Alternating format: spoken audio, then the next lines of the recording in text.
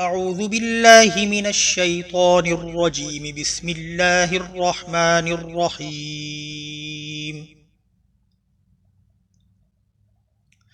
والتين والزيتون وطور سينين وهذا البلد الأمين لقد خلقنا الإنسان في أحسن تقويم ثم رددناه أسفل سافلين إلا الذين آمنوا وعملوا الصالحات فلهم أجر غير ممنون فما يكذبك بعد بالدين أليس الله بأحكم الحاكمين۔ سورۃ التین کا ترجمہ۔ یہ سورت مکی ہے اور 8 آیتوں پر مشتمل ہے اور اس کا ایک رکوع ہے۔ بسم اللہ الرحمن الرحیم، شروع اللہ کے نام سے جو سب پر مہربان ہے، بہت مہربان ہے۔ والتین والزیتون، قسم ہے انجیر اور زیتون کی، وطور سینین، اور صحرائے سینا کے پہاڑ طور کی، وہذا البلد الامین، اور اس امن و امان والے شہر کی، لقد خلقنا الانسان فی احسن تقویم، کہ ہم نے انسان کو بہترین سانچے میں ڈھال کر پیدا کیا ہے۔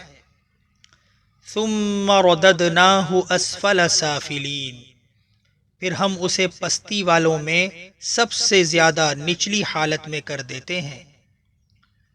الا الذین آمنوا وعملوا الصالحات فلہم اجر غیر ممنون، سوائے ان کے جو ایمان لائے اور انہوں نے نیک عمل کیے تو ان کو ایسا اجر ملے گا جو کبھی ختم نہیں ہوگا۔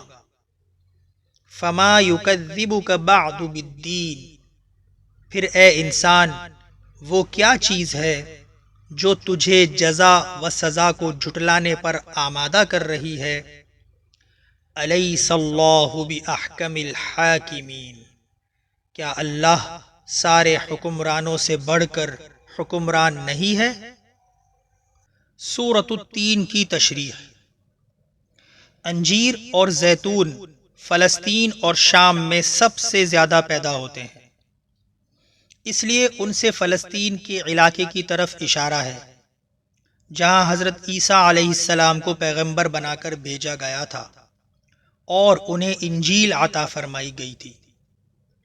اور صحرائے سینا کا پہاڑ طور وہ ہے جس پر حضرت موسیٰ علیہ السلام کو تورات عطا فرمائی گئی تھی۔ اور اس امن و امان والے شہر سے مراد مکہ مکرمہ ہے جہاں حضور اقدس صلی اللہ علیہ وسلم کو پیغمبر بنا کر بھیجا گیا اور آپ پر قرآن کریم نازل ہوا۔ ان تینوں کی قسم کھانے سے مقصود یہ ہے کہ جو بات آگے کہی جا رہی ہے وہ ان تینوں کتابوں میں درج ہے اور تینوں پیغمبروں نے اپنی اپنی امتوں کو بتائی ہے۔ اس کا ایک مطلب تو یہ ہو سکتا ہے کہ جو لوگ مومن نہ ہوں وہ دنیا میں چاہے کتنے خوبصورت رہے ہوں، آخرت میں وہ انتہائی نچلی حالت کو پہنچ جائیں گے، کیونکہ انہیں دوزخ میں ڈالا جائے گا۔ اسی لیے آگے ان انسانوں کا استثناء کیا گیا ہے جو ایمان لائیں اور نیک عمل کریں۔ اور اکثر مفسرین نے اس آیت کا یہ مطلب بیان کیا ہے کہ ہر انسان بڑھاپے میں جا کر انتہائی خستہ حالت کو پہنچ جاتا ہے، اس کی خوبصورتی بھی جاتی رہتی ہے اور طاقت بھی جواب دے جاتی ہے، اور آئندہ کسی اچھی حالت کے واپس آنے کی انہیں کوئی امید نہیں ہوتی، کیونکہ وہ آخرت کے قائل ہی نہیں ہوتے۔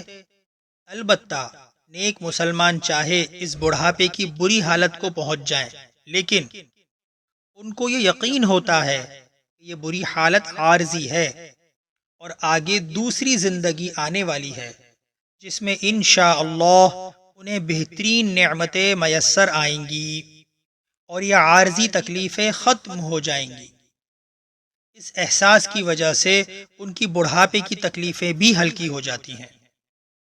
ابو داؤد اور ترمذی کی ایک حدیث سے معلوم ہوتا ہے کہ اس آیت کو پڑھنے کے وقت یہ کہنا مستحب ہے کہ بلا وَأَنَا عَلَى ذَلِكَ مِنَ الشَّاهِدِينَ، کیوں نہیں میں اس بات کی گواہی دیتا ہوں کہ اللہ تعالی سارے حکمرانوں سے بڑھ کر حکمران ہے۔